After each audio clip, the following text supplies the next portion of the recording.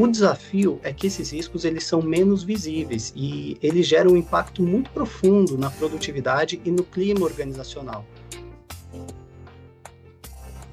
Você está ouvindo o podcast Saúde e Benefícios, uma coleção de entrevistas da WTW, onde exploramos assuntos abrangentes como saúde, bem-estar, benefícios e as mais recentes novidades e tendências do mercado. Olá, pessoal! Sejam muito bem-vindos a mais um episódio do nosso podcast Saúde e Benefícios. Meu nome é Renata Zerbini, sou diretora adjunta da área de saúde e bem-estar aqui na WTW. Hoje, vamos falar sobre um tema cada vez mais relevante nas empresas, os riscos psicossociais no ambiente de trabalho e as atualizações da NR01. Para essa conversa, eu tenho o prazer de receber o Dr. Alector, médico do trabalho e consultor da nossa equipe. Doutor, seja muito bem-vindo. Olá, Renata, muito obrigado pelo convite. É um prazer estar aqui e poder contribuir com esse tema que tem sido tão importante no nosso dia a dia com as empresas e tem gerado algumas discussões bastante interessantes. Doutor, nos últimos anos, a norma regulamentadora número 1, a mais conhecida como a NR01, que estabelece diretrizes claras sobre a gestão de riscos psicossociais, ela passou por mudanças significativas. A criação do PGR, que é o Programa de Gerenciamento de Riscos Ocupacionais, trouxe a necessidade das empresas terem um novo olhar. Doutor, você poderia nos falar um pouco sobre essas mudanças, o que elas significam na prática? Perfeito, Renata.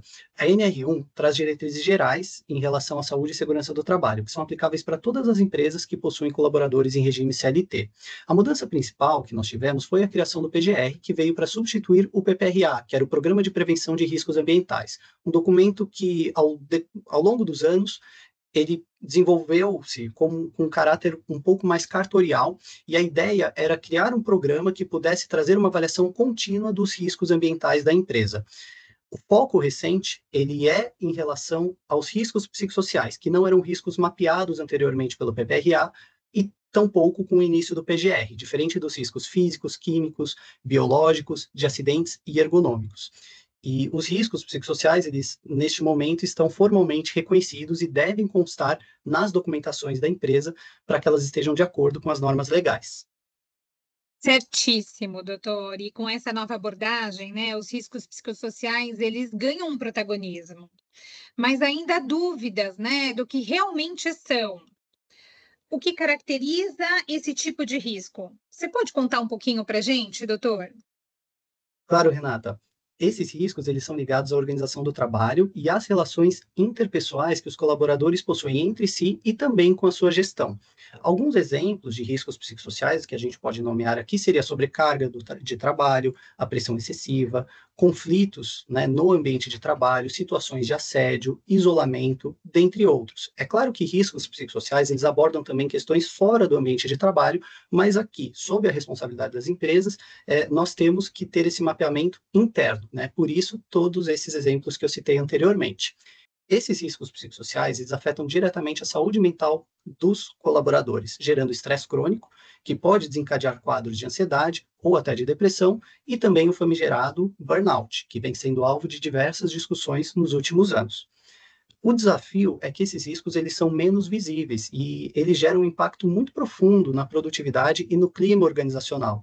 Então, eles são diferentes de outros riscos que eram já previamente mapeados, como os que eu citei anteriormente, riscos físicos, como calor, como frio, como poeira, dentre outros que são de identificação um pouco mais fácil e rotineira dentro do âmbito de saúde e segurança do trabalho.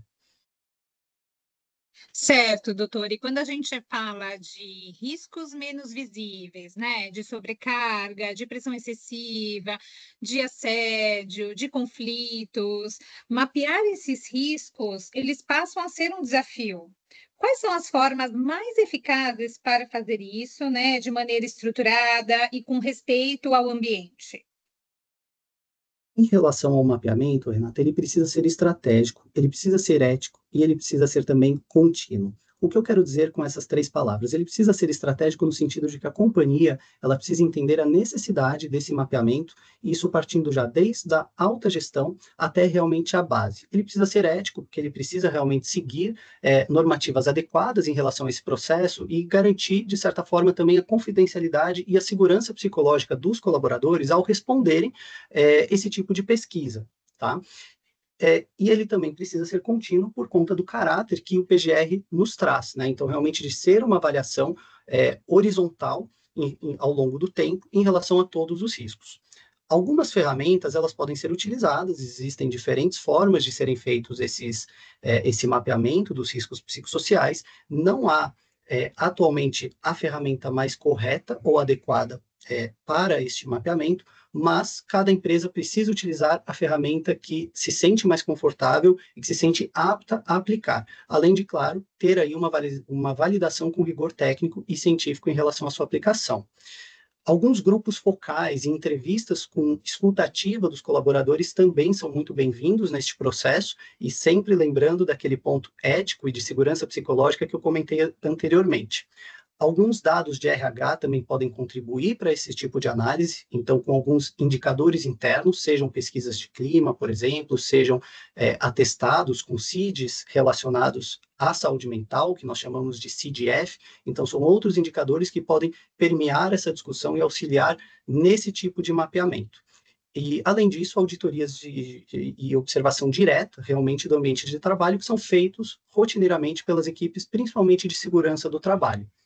Essa escuta ativa que eu citei anteriormente, ela precisa ser feita sempre com bastante empatia e garantir a confidencialidade e qualquer tipo de repercussão negativa para os colaboradores que se sentem confortáveis de trazer o que está acontecendo no seu ambiente de trabalho. E diante dessa complexidade, quais são os principais obstáculos e as boas práticas que você já viu funcionando bem nas empresas? Excelente pergunta, Renata. Temos alguns aspectos que são muito importantes de serem trabalhados, como, por exemplo, uma cultura reativa ainda em muitas empresas que desconhecem o tema, e isso já nos traz para um tópico seguinte, que é de tabus relacionados à saúde mental.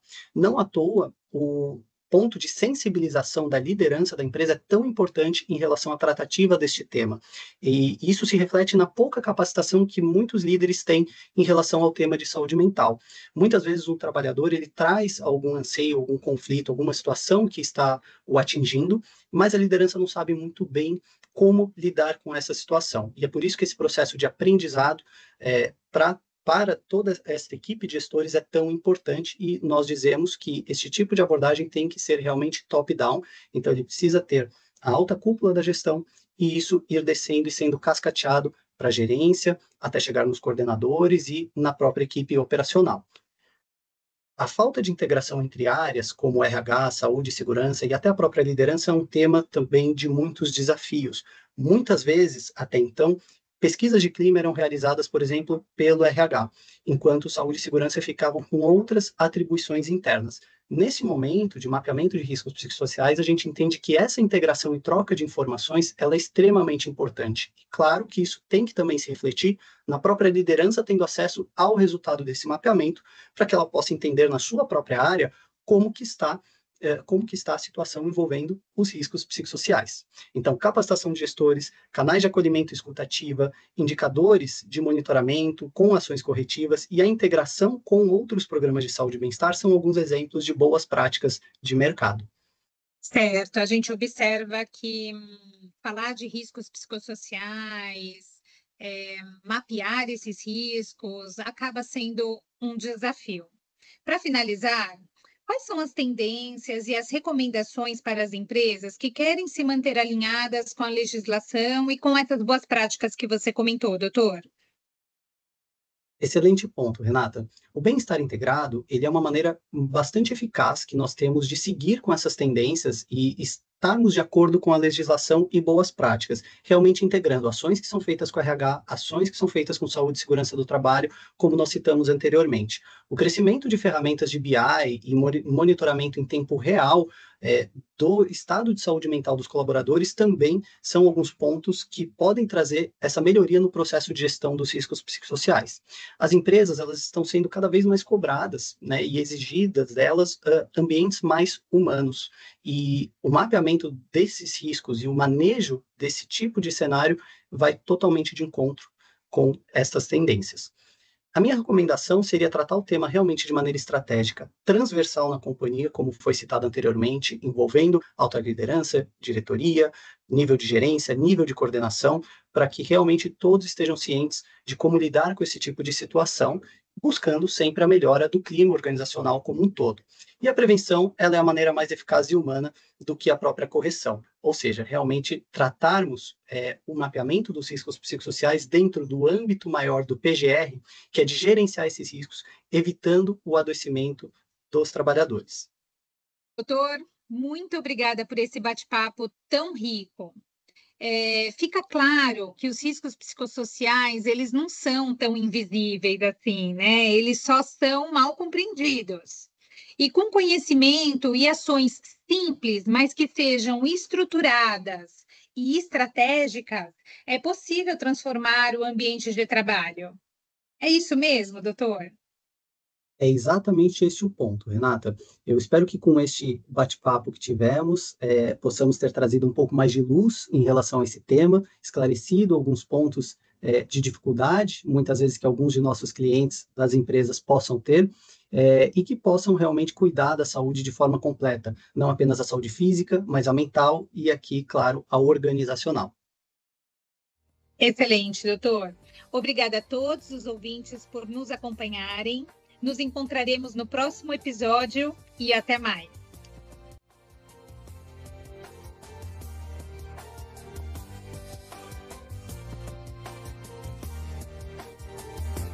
Obrigado por participar do podcast Saúde e Benefícios. Para mais informações, acesse nossas mídias sociais e a seção de Insights no wtwco.com.